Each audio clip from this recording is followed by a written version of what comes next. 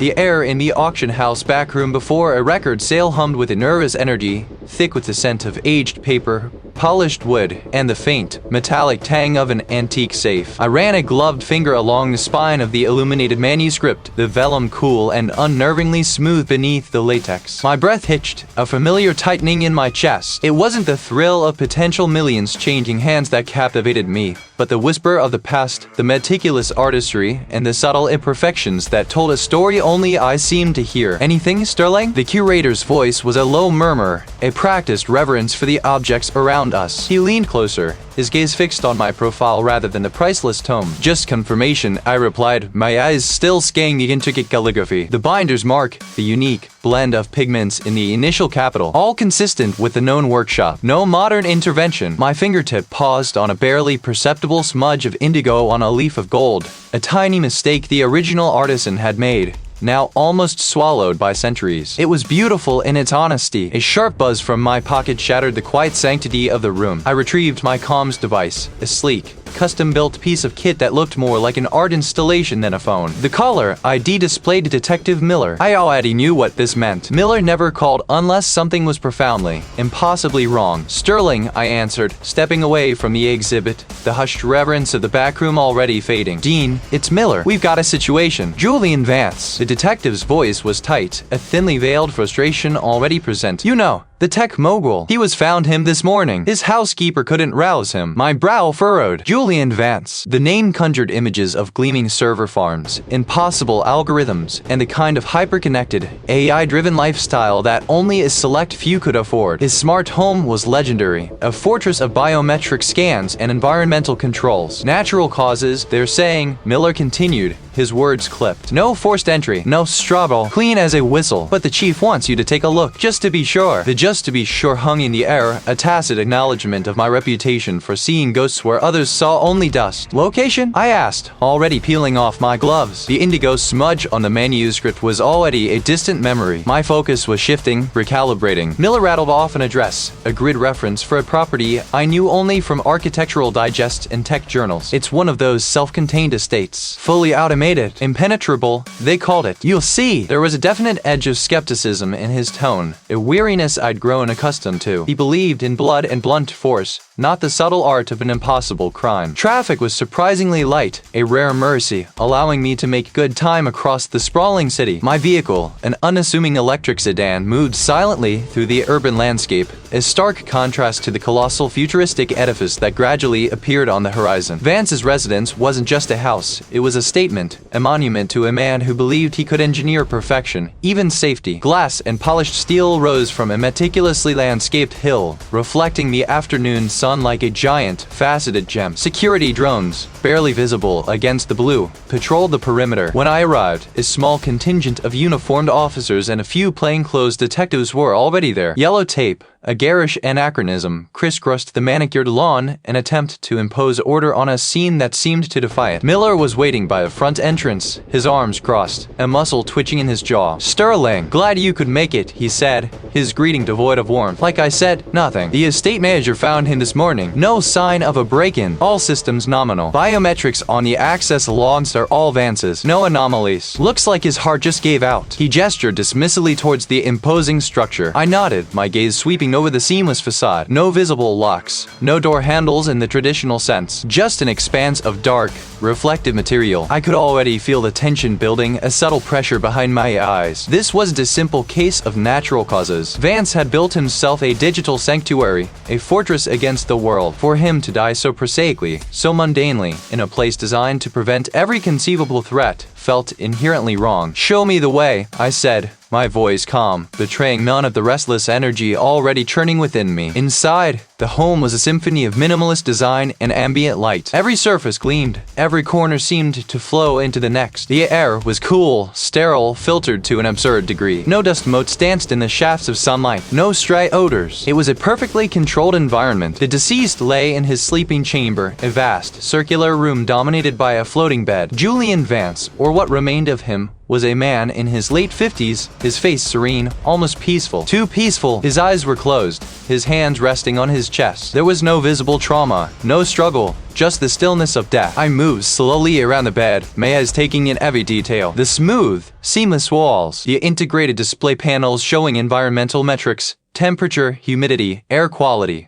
all within Vance's preset optimal parameters. Miller stood by the entrance patiently, or perhaps impatiently, watching me. The paramedics did an initial assessment. Nothing suspicious. I ignored him, my attention drawn to the bedside table. Next to it, a small, polished stone, perhaps a worry stone, sat perfectly centered on a charging pad. The surface of the table, like everything else, was pristine. But as I leaned closer, angling my head to catch the light from a specific overhead panel, I saw it. It was almost invisible. A microscopic detail on the otherwise flawless, matte black surface of the bedside table, right where the data slate had been resting. A faint, iridescent sheen, barely larger than a pinpoint. Not a scratch, not a smudge, but something alien. It caught the light at a specific angle, a rainbow ripple against the black. It wasn't dust. It wasn't a fingerprint. It was a trace. Something left behind that shouldn't have been there in this meticulously sterilized environment. It was too small to be significant to anyone else, an oversight, an imperfection in a home designed for perfection. My gaze sharpened, the pieces beginning to click into place. This wasn't natural. This wasn't an accident. This was a message, and I had just started to decipher it. The tension in the room, previously just a feeling, now had a focal point. Crates of antique artifacts, swathed in protective fabric, lined the walls, their contents whispering of untold histories. I'd commandeered a corner, setting up my portable analysis station amidst the pre-sale chaos. The district supervisor, a man whose patience was as thin as the veneer on some of these centuries-old heirlooms, had insisted on this location. He claimed it offered unparalleled security for the samples from Julian Vance, a man whose digital empire commanded a value far exceeding any physical object in this room. My own lab was under renovation, a detail that now felt like a cruel twist of fate. I leaned over the microscanner's display, its cool blue light reflecting in my glasses. Before me,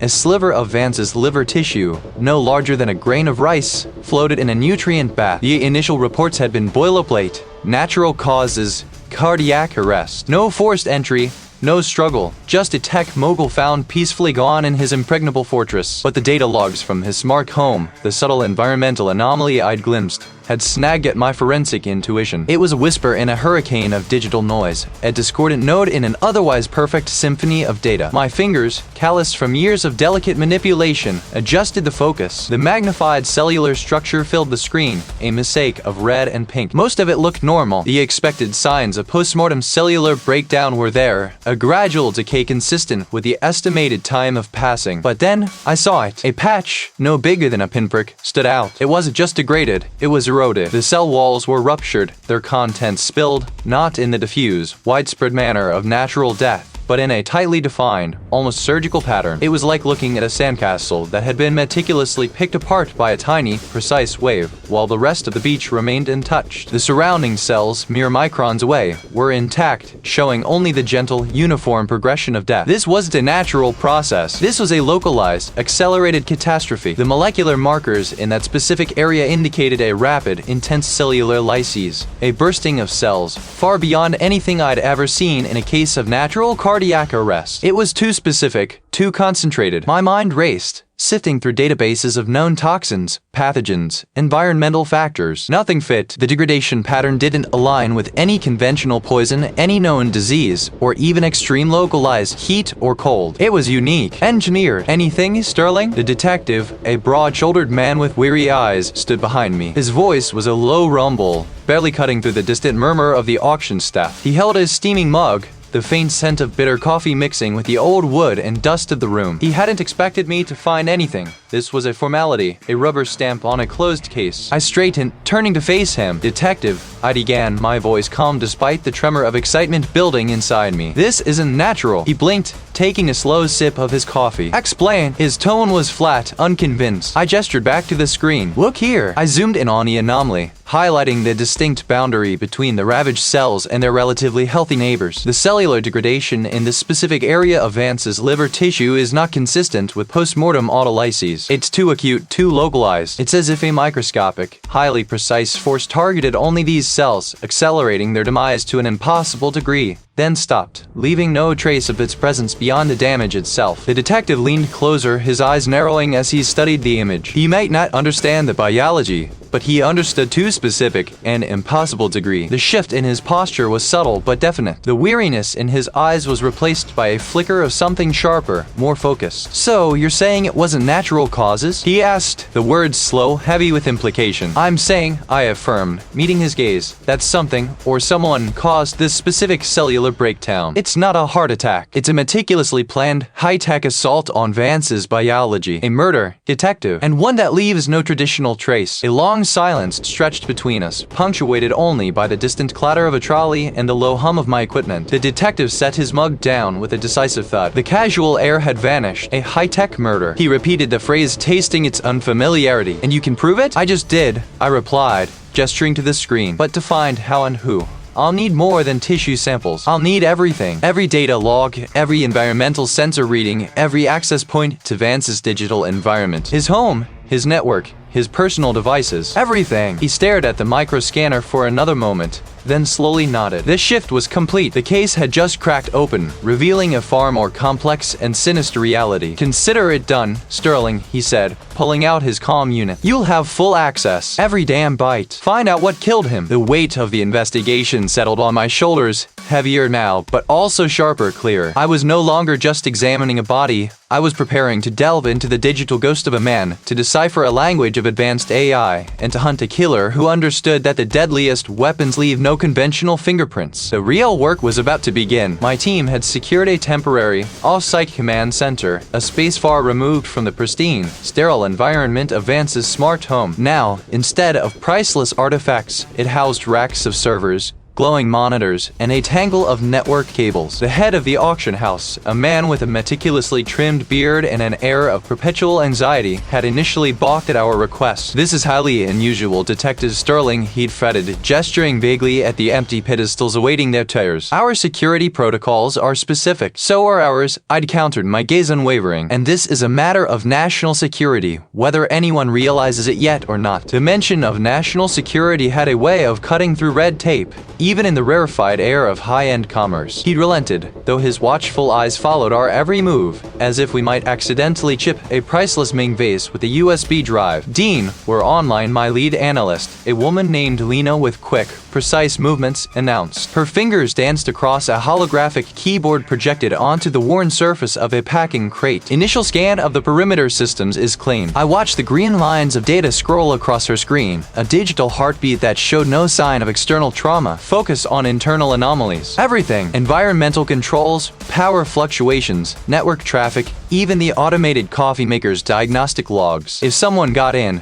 they didn't leave a front door open. A data specialist, a younger man whose focus was so intense it seemed to draw all the light from the room, chimed in from his station. "I'm pulling up Vance's personal devices. Encrypted, naturally. His smart ring alone has more processing power than some small-town banks." The next few hours blurred into a monotonous grind of data sifting. The fluorescent lights overhead hummed, casting a sterile glow on the rough-hewn concrete floor. Crates labeled with indecipherable codes formed makeshift dividers, creating a labyrinth of focused activity. The only sounds were the soft clicks of keyboards, the whir of machinery, and the occasional frustrated sigh. We were looking for a ghost in a machine designed to be impregnable, a whisper in a scream of data. Every log, every sensor reading, every automated command was scrutinized. "Hold on," Lena said, her voice cutting through the drone. Her screen shifted, displaying a complex graph of fluctuating lines. "I'm seeing something here. Ambient environmental controls." I moved quickly to her station, my attention sharpening. "What is it?" "Minor, almost imperceptible fluctuations in temperature, humidity, and even air pressure within Vance's personal suite," she explained, zooming in on a specific segment of the timeline. "They're subtle, Dean, like the system was adjusting for something, but the internal climate control logs show no manual overrides or scheduled changes, and the external weather data for that night was stable." My brow furrowed. "How subtle are we talking? Less than a degree Celsius, a percentage point in humidity, a fraction of a millibar in pressure, she clarified, her finger tracing the spikes and dips. The system would normally compensate for these variations automatically within tighter parameters. But these deviations persist for about a 30-minute window, precisely during our estimated time of death. It's like the system was allowed to deviate, or perhaps encouraged to. The implications hit me like a cold spray. Not a malfunction, but a deliberate, subtle manipulation. A sensor failing? Lena shook her head. I've cross-referenced with redundant sensors throughout the suite. They all show similar, synchronous patterns. If it was a failure, it would have to be systemic, and Vance's AI is designed to self-diagnose and correct such issues instantly. This looks orchestrated. Before I could fully process that, the data specialist called out, his voice tight with discovery. Dean, I've got something else. Deep within the core network logs. Encrypted communication packets. I pivoted, moving to his station. From where to where? That's the problem, he said, tapping a finger on a line of code. Internal, originating from a subnetwork within Vance's home automation,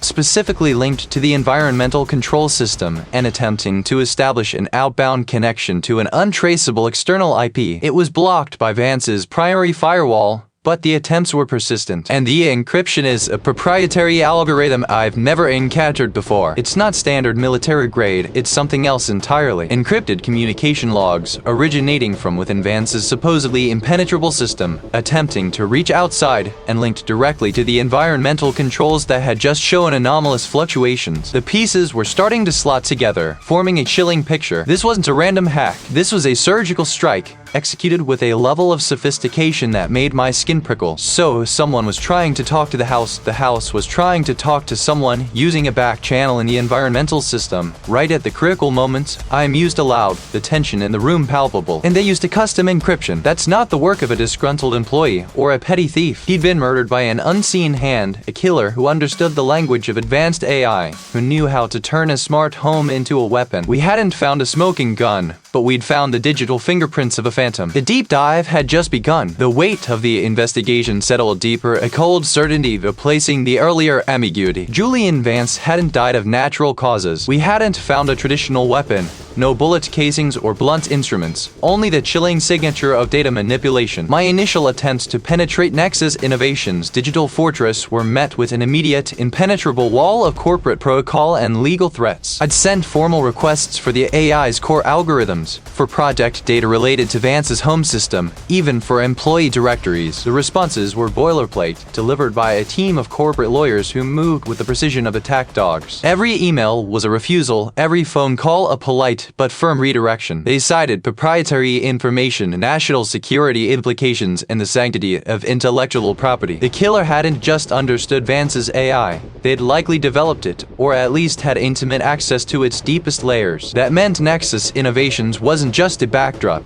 It was the stage, and possibly the motive. Vance's death wasn't just a personal tragedy. It was a corporate secret, buried under layers of code and legal jargon. I knew the key to unlocking this murder lay somewhere within Nexus's digital empire, within their hidden projects or proprietary algorithms. The problem was getting past the gatekeepers. I needed a different kind of access, a back channel. My thoughts drifted to a former colleague, a brilliant data architect named Elias Thorne. He'd left Nexus years ago under a cloud of undisclosed disagreements, rumored to involve ethical concerns about an experimental AI project. We'd kept in sporadic contact, mostly exchanging obscure technical papers and commiserating over the frustrations of our respective fields. Elias was a man of routines and peculiar tastes. He collected vintage computing hardware and rare mechanical watches, and I knew one of his preferred hunting grounds. Fluorescent lights hummed overhead, casting a sterile glow on rows of velvet-draped tables laden with curiosities. A towering grandfather clock, its brass pendulum stilled, stood sentinel in one corner, next to a stack of leather-bound folios. The low murmur of hushed conversations and the occasional clatter of a moved item formed a strange counterpoint to the impending auction's frenzy. Elias, a man with a perpetually rumpled tweed jacket and a gaze that seemed to see through walls, was meticulously examining a pocket watch under a jeweler's loupe. His thin fingers, usually flying across a keyboard, now carefully traced the engraved casing. "Dean," he acknowledged, not looking up. "I assume this isn't a social call. About Nexus? About Vance?" He finally lifted his head. His eyes, magnified by the loop, seemed unusually large. "Vance is dead. Natural causes," they said. "Show. Brilliant mind, if a little unmarred." "It wasn't natural causes," I stated, watching his reaction. "And I believe the weapon, or at least the method, came from Nexus." Elias sighed, his shoulders slumping slightly. He closed the loop and carefully placed the pocket watch back on its velvet cushion. "I knew they'd try to keep a lid on things. Nexus doesn't just build technology, Dean. They build walls. Every line of code, every project, is encased in layers of non-disclosure agreements and proprietary encryption, especially anything Vance touched in the last few years. I'm hitting those walls now," I explained, leaning closer. "They've denied all access to his home's AI logs, any related project data. They're claiming national security. For crying out loud, national security is the ultimate trump card for a company like Nexus," Elias agreed, picking up a small, brass-bound telescope. "It makes anything untouchable." But Vance, he was working on something big, something even more tightly controlled than usual. He called it Project Chimera, a truly adaptive, self-learning AI designed not just to manage environments, but to anticipate and shape them. He envisioned it as the ultimate personal assistant, a guardian. What exactly did it do? It adapted, it anticipated. It wasn't just about turning lights on or off. Vance was integrating it with physiological data, environmental sensors, even predictive behavioral models. The idea was to create a perfectly optimized living space tailored to the individual's needs before they even knew they had them. But there were ethical concerns. Rex, the potential for unintended consequences was immense. Elias paused, his gaze distant. I warned him. I told him that an AI that powerful, that deeply integrated, could be weaponized, turned against its master. Vance just laughed. He said that his genius was the only encryption it needed, and he was using this chimera in his home. I pressed, the pieces clicking into place with an unsettling precision. This wasn't just about a smart home. If anyone wanted to manipulate Vance's environment, to turn his sanctuary into his tomb, they wouldn't need to break in. They just need to know how to speak to Chimera. My suspicion had been confirmed, but the revelation brought a new layer of complexity. And that meant they were either an insider, or someone with access to Nexus's most guarded secrets. I had a name now, Project Chimera. The question was, how did I get it to talk? Crates of unseen treasures draped in canvas loomed like silent sentinels. The place was a labyrinth of forgotten histories, and I felt a kinship with it, sifting through the detritus of a life to find the hidden truth. My colleague, the lead technician assigned to the scene, had secured this space for me, knowing I needed isolation and power for the specialized equipment. He'd left me with a nod and a promise of coffee, understanding the gravity of what I was chasing. Chimera! The name echoed in my head, a digital ghost. The AI that Julian Vance had poured his life into. The system that was supposed to be his impenetrable shield had been turned into a weapon. That meant the killer wasn't just intelligent. They were intimately familiar with Vance's most prized creation. The thought was a cold knot in my gut, tightening with each line of code I scrolled through. Thousands of entries, time-stamped to the millisecond, detailing temperature fluctuations, air pressure, humidity, even minute particulate counts. Each data point, innocuous on its own, could be a single thread in a meticulously woven web. The smart home, designed by Vance himself, had a complex environmental control system. Beyond simple temperature regulation, it maintained optimal air quality, oxygen levels, and even subtle atmospheric pressures for Vance's comfort and purported health benefits. It was a closed loop, constantly self-regulating. I focused on a period immediately preceding Vance's death. The system logs showed a gradual, almost imperceptible shift, a minor dip in the nitrogen-to-oxygen ratio followed by an equally subtle increase. Nothing dramatic enough to trigger a system alert, nothing that screamed sabotage to an untrained eye. But to me, it was a discordant note in a symphony of perfect regulation. My gaze flickered to another screen displaying the results of the advanced spectral analysis on Vance's cellular tissue transmitted securely from the specialized laboratory where the remains were being examined. The initial findings, pointing to cellular degradation consistent with hypoxia, had been confirmed, but the pattern of degradation was what interested me. It wasn't uniform, as one might expect from simple oxygen deprivation. There were localized areas of accelerated mitochondrial collapse, almost as if specific cells had been targeted, or had reacted differently to the environmental change. I brought up the schematics of Vance's home, overlaying the environmental data with the location of various smart vents and sonic emitters. Vance had been obsessed with bioacoustic optimization, using imperceptible sound frequencies to supposedly enhance mental clarity and promote relaxation. His home was laced with these emitters, all controlled by Chimera. The pieces began to slot into place, not with a sudden flash, but with a slow, deliberate grind of gears. The subtle shift in the air composition, a reduction in oxygen, an increase in nitrogen, wasn't enough to kill a healthy man on its own. Not quickly. But what if it wasn't alone? What if it was amplified? My fingers flew, correlating the environmental data with the logs from the sonic emitters. There it was. A specific frequency, normally used for deep sleep induction, had been activated. Not at its usual, soothing intensity, but ramped up just below the threshold of human audibility, yet potent enough to resonate with the specific molecular structure of cellular oxygen absorption. They had weaponized Vance's own bioacoustic technology. The gradual, almost imperceptible adjustment of the oxygen-nitrogen balance, controlled by Chimera to bypass safety protocols, would have created a state of mild hypoxia. Then, the precisely tuned sonic frequency, also controlled by Chimera, had been introduced. This frequency, harmless in its intended application, would have vibrated the oxygen-carrying molecules in Vance's bloodstream at a resonant frequency, hindering their ability to bind effectively with the already diminished oxygen supply. It was a non-contact, elegant, and utterly terrifying method of suffocation. The cellular degradation pattern, localized and specific, now made perfect sense. The sonic frequency had accelerated the hyposic damage in a targeted manner, effectively shutting down Vance's system from the inside out, without leaving a single external mark of struggle. My breath hitched. The implications were staggering. This wasn't a random act. This was an intimate act, requiring deep,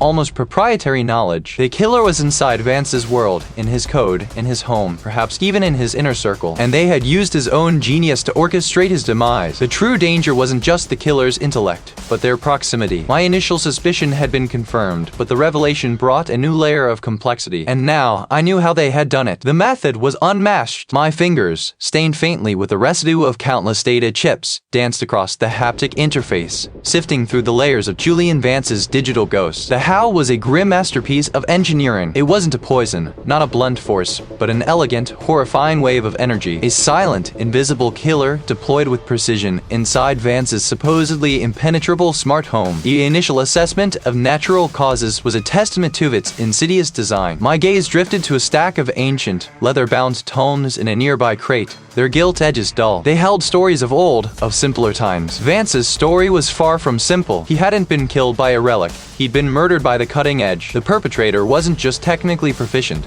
They were a virtuoso. This wasn't a random act, or a clumsy corporate hit. This was personal, or at least meticulously targeted by someone who understood Vance's digital fortress better than its architect. My focus shifted from the how to the who. The murder method had narrowed the field of suspects from a sprawling forest to a dense grove, but a grove nonetheless. The killer needed not only the technical expertise to design and deploy such a device, but also the intimate knowledge of Vance's home systems to bypass or manipulate them. And critically, the access. I began sketching a profile in my mind, overlaying it on the initial list of corporate rivals. Could a competing CEO, however ruthless, orchestrate something this intricate, this clean? Or would they outsource it, leaving a trail? This felt like a singular vision. The hum of the rig intensified slightly as I called up Vance's internal project management logs, bypassing the corporate firewalls I'd already decrypted. I wasn't looking for financial transactions or market strategies anymore. I was searching for human connections, for grievances, for the ghosts of past collaborations. My fingers flew, navigating through archived communications, project timelines, and personnel records. The initial corporate rivals like the CEO of Core, a competitor Vance had recently outmaneuvered in a patent dispute, still felt too broad.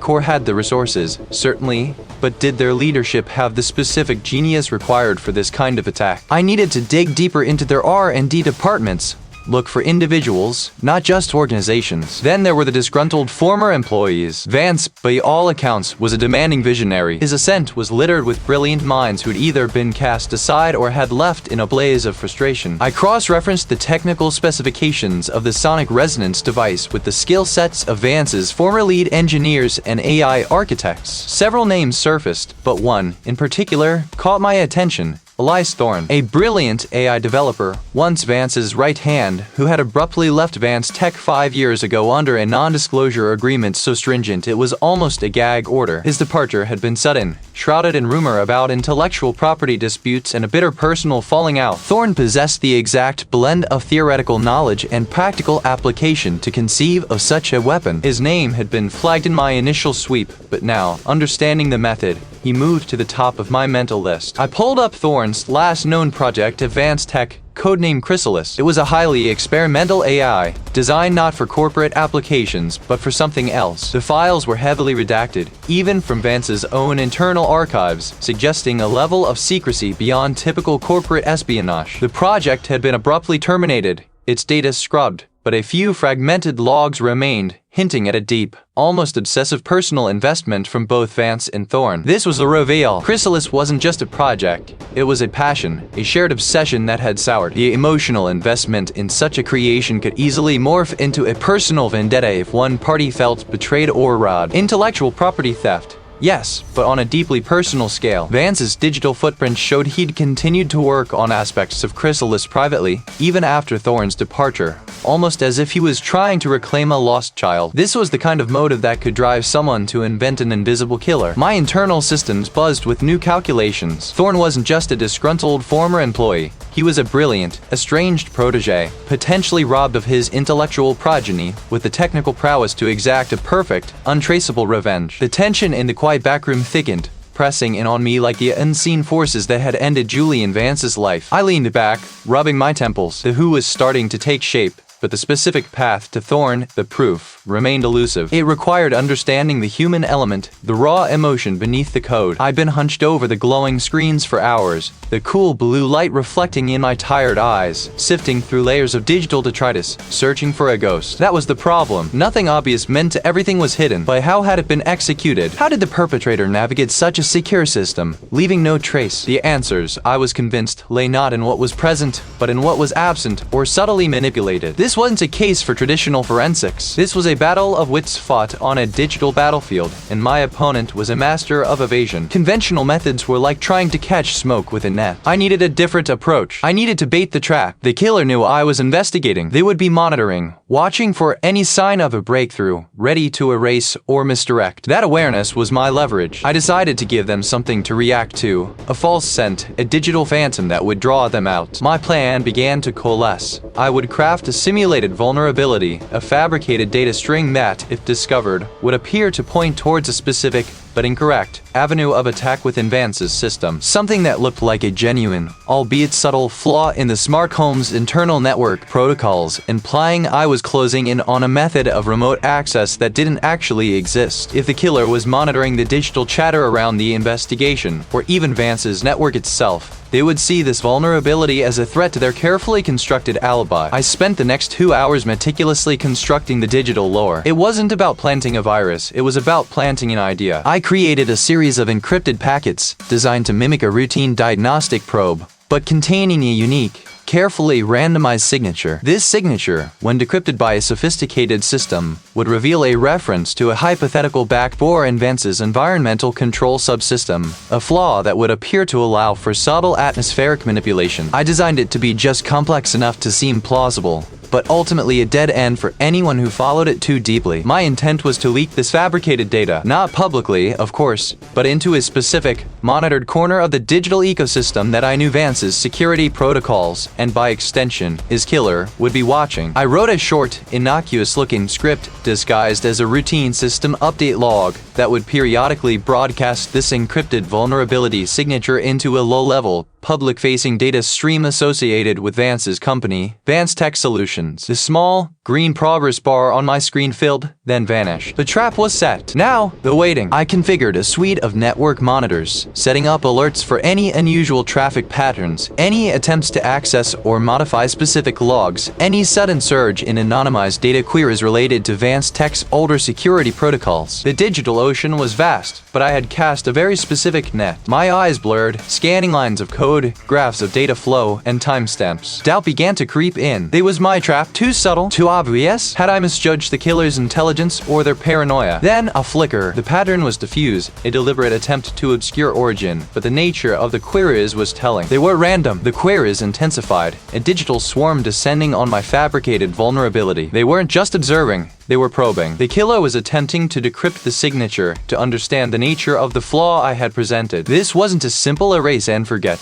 This was an active counterintelligence play. They were trying to understand what I knew. I watched, fascinated, as their digital fingerprints began to emerge. The methods of decryption, the specific tools they employed, the subtle shifts in their attack vector as they encountered the deliberate obfuscation in my lore. This was a sophisticated operator, leaving behind only the faintest echoes. But echoes were enough. My monitors flashed, a new alert chiming. Concurrent with the probing, a surge of automated data deletion requests was initiated, targeting archived logs related to Vance's home environmental systems. Logs dating back several months before the date of death. This was the reveal. The killer wasn't just reacting to my false lead. They were attempting to erase a much larger footprint, a pattern of activity that had predated Vance's death. This wasn't a spur-of-the-moment act. It was a long-game strategy. The sudden, desperate attempt to scrub old data told me two crucial things. First, that their involvement with Vance's system was not a one-time event, and second, that they believed I was close to uncovering a protracted period of clandestine access. My fingers flew across the keyboard, tracing the new deletion requests, analyzing the specific data sets targeted. The anonymity of the attack began to fray under my scrutiny, revealing a unique signature embedded deep within the deletion commands. A particular cryptographic hash, a digital watermark that was surprisingly consistent across the various anonymized routes. It was a digital fingerprint, finally. A pattern of execution, not just a random IP address. The ghost had finally left a tangible mark. My eyes burned, tracing lines of code across the screen, a digital archaeology project spanning days that felt like weeks. The air was thick with the anticipation of profit and the ghosts of forgotten histories, but all I could focus on was the ghost of Julian Vance whispering from the corrupted depths of his own digital fortress. I'd been sifting through the remains of a peripheral network drive, one that Julian Vance had reportedly used for personal projects, separate from his corporate behemoth. It was a long shot. A needle in a haystack of terabytes, but something about its anomaly log had snagged my attention. Most drives, when failing, degrade predictably. This one showed a sporadic, almost rhythmic pattern of data corruption, like a heartbeat flickering in and out of existence before flatlining. It was too intentional, too precise, to be random entropy. The rig's fans whirred louder, protesting the strain. Outside, I could hear the muffled sounds of preparations, the clatter of trolleys, the murmur of the auctioneer's assistant, the distant, sharp ring of a bell. The world was moving on, oblivious to the silent digital war I was waging in this forgotten corner. Hours bled into each other. I cycled through visualization modes, trying to spy a pattern, a deviation, anything that didn't fit the expected digital noise. Then, a flicker, a sequence of packets, initially dismissed as system overhead, reappeared after the script completed its third pass. I isolated them, pulling them into a separate analysis window. The data was heavily encrypted, layered like an onion, but it wasn't Vance's standard corporate encryption. This was something bespoke, something personal. I recognized elements of an open-source library often used by independent developers, but modified, twisted. My mind raced, connecting it to a specific individual I'd encountered in Vance's orbit during the initial corporate interviews. A former lead developer, ostracized after a spectacular failure of a pet project, a product Julian Vance himself had publicly dismantled. The developer's name, or rather his role, surfaced in my thoughts. The disillusioned architect. They weren't intended to delete data, but to corrupt it in a very specific way, mimicking natural degradation. It was a digital ghost, designed to leave no trace of malicious intent. My breath hitched. This was it. This was the mechanism. The instructions detailed a phased deployment, targeting environmental control systems and localized atmospheric regulators. Not to poison, not to suffocate, but to subtly alter the air composition, the temperature, the humidity, in specific minute increments over an extended period. It wasn't a sudden attack.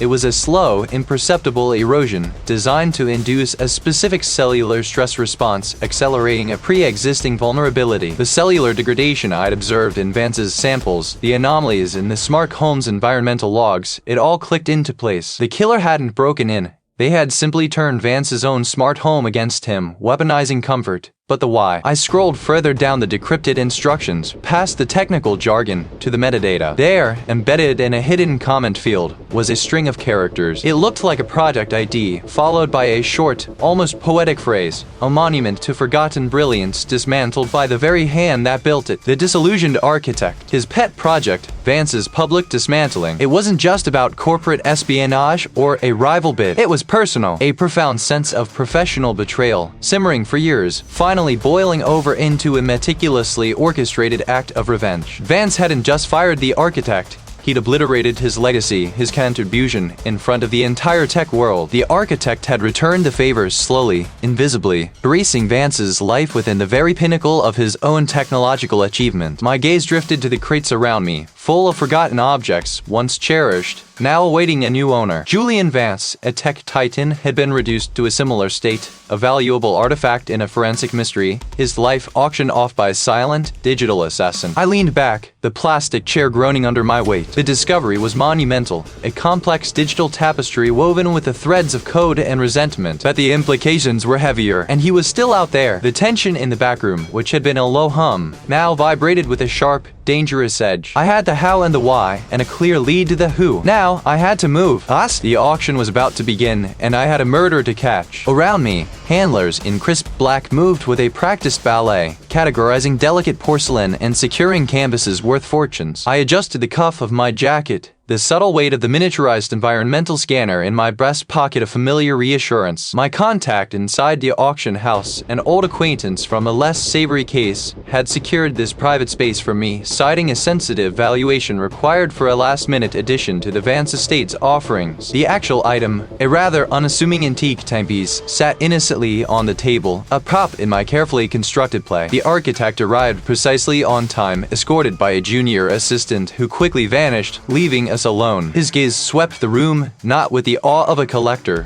but with the analytical precision of someone evaluating structural integrity. He wore a tailored suit, a picture of composed professionalism, but I saw the faint tremor in his hand as he adjusted his spectacles, a tell I'd been trained to spot. Dean Sterling, he offered, his voice a low measured baritone, extending a hand. I appreciate you fitting me in. The auctioneer mentioned a matter concerning Vance's estate. Indeed, I replied, my grip firm. Please, have a seat. I wanted to discuss something rather specific. I gestured to the chair opposite me, directly in the path of a subtle, almost invisible sensor array I'd installed earlier, disguised as decorative ventilation grates. My internal monologue ran like a ticker tape. Calm. I'm there, don't leave. He settled, his posture impeccable, his eyes sharp. I assume this isn't about the valuation of this rather quaint timepiece. He gestured to the antique clock, a dismissive curl to his lip. Not directly. No, I admitted, leaning forward slightly. It's about Julian Vance and the circumstances surrounding his passing. Specifically, a project you were both involved in. The initiative. His expression tightened, a subtle shift in the muscles around his jaw. ETHA was a lifetime ago. A regrettable chapter. Vance made sure of that. His voice held a cool, controlled bitterness, like a perfectly aged wine that had turned to vinegar. A regrettable chapter that cost you years of work. I understand, I pressed, watching his eyes. They flickered, betraying a deeper resentment than his calm demeanor suggested. The scanner in my pocket remained silent, a green light indicating baseline environmental readings. Not yet. Vance was a destroyer of legacies, not a builder, the architect stated, his gaze hardening. He took my vision, twisted it, and then publicly dismembered it for his own gain. Called it a necessary corporate pivot. It was intellectual theft. Plain and simple. And you felt a profound sense of professional betrayal, I prompted, injecting a touch of empathy I didn't quite feel. I needed him to open up, to expose the raw nerve. I've reviewed the old project files, the environmental control systems, the integrated AI, the cellular degradation protocols, truly groundbreaking. My life's work. Vance saw only the profit margins, never the elegance of the design, the symbiotic relationship between structure and inhabitant. I picked up the antique timepiece, turning it in my hands. Interesting, then, that Vance's home, the very system he stole and corrupted, was where he met his end. A system designed to be impenetrable, like a microscopic, perfectly targeted, high-tech weapon. I met his gaze, holding it. A system designed by someone who understood those protocols intimately. Someone who knew exactly how to weaponize the environment itself. For a long moment, the back room was silent save for the distant hum of the auction house and the faint whisper of a cleaning crew in another section. His composure, usually a granite facade, began to show cracks. His breathing became shallower. I saw a minute bead of sweat form on his temple, just above his eyebrow. Then, a faint, high-pitched ping vibrated against my ribs. The scanner! It wasn't an alarm, but a confirmation. A yellow light pulsed, indicating a detection. My internal sensors, the ones disguised in the ventilation grates, had picked up an anomalous reading. Not on his person directly, but in the immediate air around him, a spike in the specific frequency signature. It was faint, diffuse, almost like a residual echo. He shifted in his seat, his eyes darting to the antique clock, then back to me. That's quite a theory, Dean Sterling. Are you accusing me of murder? His voice was still controlled, but the tremor in his hand was more pronounced now. He reached for the water glass on the table, his fingers brushing the very edge of the hidden sensor beneath the tabletop. Another ping, stronger this time, and the yellow light on my scanner intensified. A second, more direct hit, not from him, but from something he had touched. A glass, or perhaps the surface of the table where his hand had rested. A residue, a transfer. I'm merely presenting the facts as they've emerged, I said, leaning back, feigning a casual air. The forensic evidence points to a highly sophisticated application of environmental control, something that could only be achieved by an architect with an intimate knowledge of such systems, particularly those related to the Ether project. He scoffed, a brittle, humorless sound. That's circumstantial at best. Vance had enemies everywhere. Anyone could have accessed those plans. Corporate espionage? You said yourself. But only one person had the motive of profound professional betrayal, the intimate knowledge, the precise, almost artistic, drive to see Vance undone by his own stolen creation. I countered, my voice dropping. And only one person, it seems, carries a faint, almost imperceptible, residual trace of the very mechanism that killed him. His eyes widened, not in fear, in a flash of understanding, a sudden, dawning realization that I wasn't just guessing. He glanced down at his hands, then at the water glass he'd touched. A muscle in his jaw twitched violently. Reveal/discovery. The architect, in his agitation, had inadvertently transferred a minute amount of the anomalous particulate onto the glass and table surface. My sensor, calibrated to detect the unique resonant frequency of the murder agent, had registered a clear hit. He wasn't carrying a device,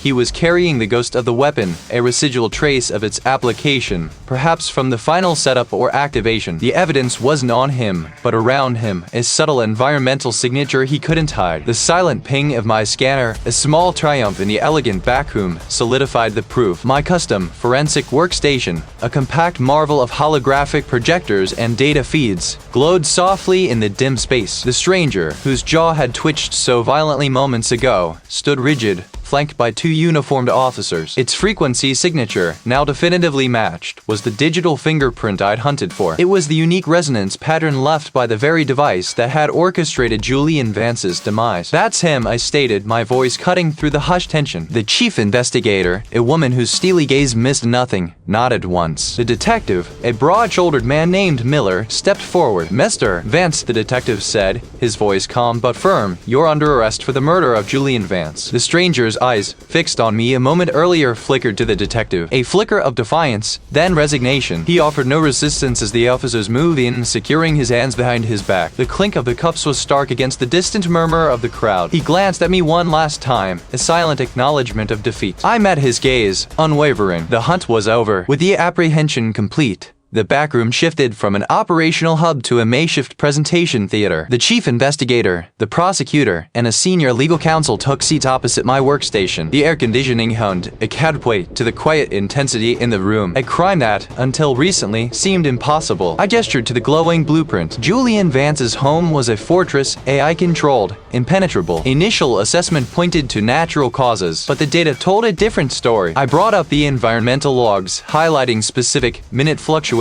My investigation focused on the almost imperceptible. The AI, designed for optimal environmental control, registered micro-adjustments that defied its own programming. Phantom data packets, tiny energy spikes in the home's grid, a subtle, almost subliminal interference with the atmospheric regulators. The prosecutor leaned forward, her expression sharp. Interference? Through a highly sophisticated, frequency-based weapon, I explained. bringing up a complex waveform on another projection. This isn't a physical projectile or a chemical agent. It's a targeted energy pulse, precisely tuned to a specific resonant frequency. Our suspect, Mr. Vance, developed a device capable of emitting this pulse. He leveraged the smart home's own integrated systems, its Wi-Fi network, its atmospheric sensors, even the power grid, to deliver this energy signature directly to Julian Vance without ever physically entering the living space. I pause, letting the implication sink in. The pulse, once delivered, specifically targeted cellular mitochondrial function. It induced a rapid, accelerated form of cellular apoptosis,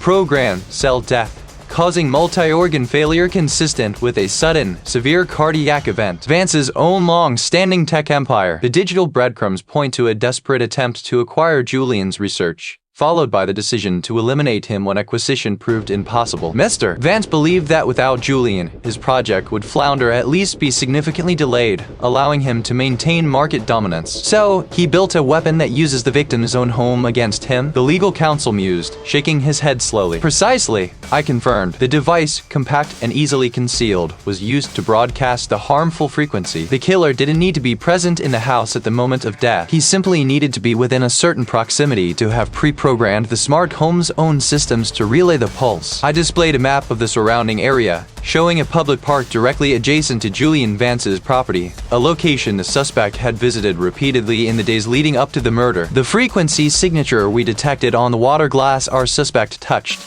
That's the unique energetic resonance left by his specific device. It's like a digital fingerprint embedded in the very fabric of the technology he used. It's irrefutable, I concluded, my gaze sweeping across their faces. This is a new frontier in forensic science. We have the method, the means, the motive, and the perpetrator identified by the unique signature of his digital weapon. This isn't just a circumstantial case. I knew the path to conviction would be arduous, uncharted territory for many in the legal system. But I also knew the evidence I had meticulously uncovered was solid, irrefutable, and spoke a language that, with careful translation, even the most skeptical juror would understand. The future of forensic investigation had just taken a profound, undeniable step forward. The silence that followed was heavy, punctuated only by the distant, rising crescendo of the auctioneer's voice preparing for the record sale. But I also knew the evidence I had meticulously and uncovered would stand. Now, weeks later, the gavel had fallen on a case. Around me, handlers in crisp uniforms moved with hushed efficiency, preparing an ornate, gilded clock for display. Its pendulum, frozen, awaited the moment of its public presentation. The buzz of anticipation outside the heavy mahogany doors was palpable,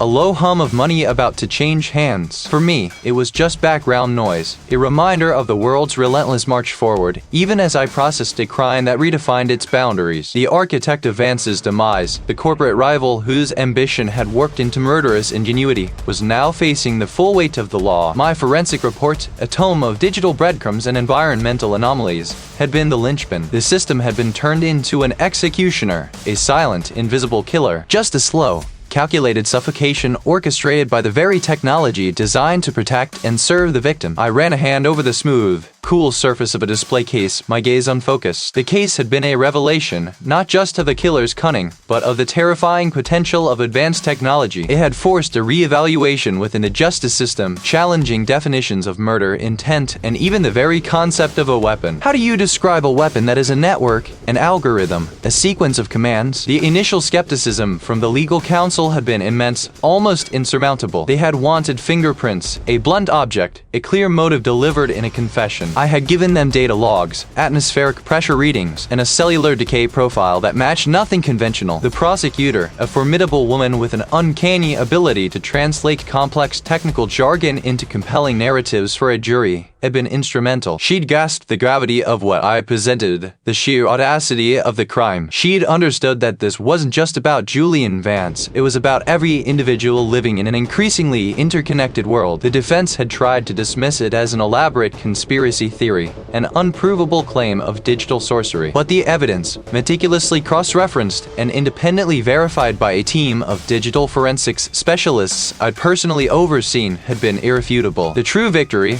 I thought, wasn't just the conviction. It was the precedent set. It was the acknowledgement that the digital realm was as real and as dangerous as the physical. The tech industry, initially resistant to the idea that their innovations could be turned so maliciously, was now scrambling. There were whispers of new security protocols, of ethical AI development guidelines, of a complete overhaul in how smart systems were designed and monitored. A colleague, the lead detective on the case, approached me, his expression a mixture of relief and exhaustion. "Sterling, just got the official word. Appeal denied. It's over." He offered a small, tired smile. "You cracked it. Something out of a science fiction novel, but you cracked it." I nodded, a sense of quiet satisfaction settling over me. It was just data, interpreted correctly. He scoffed softly. "Just data? You found a ghost in the machine, Dean. You made the invisible visible." He paused, looking out towards the distant hum of the auction floor. "This changes everything, doesn't it?" "Everything," I confirmed, the word heavy with implication. The case had been a stark, terrifying glimpse into the future. Digital security,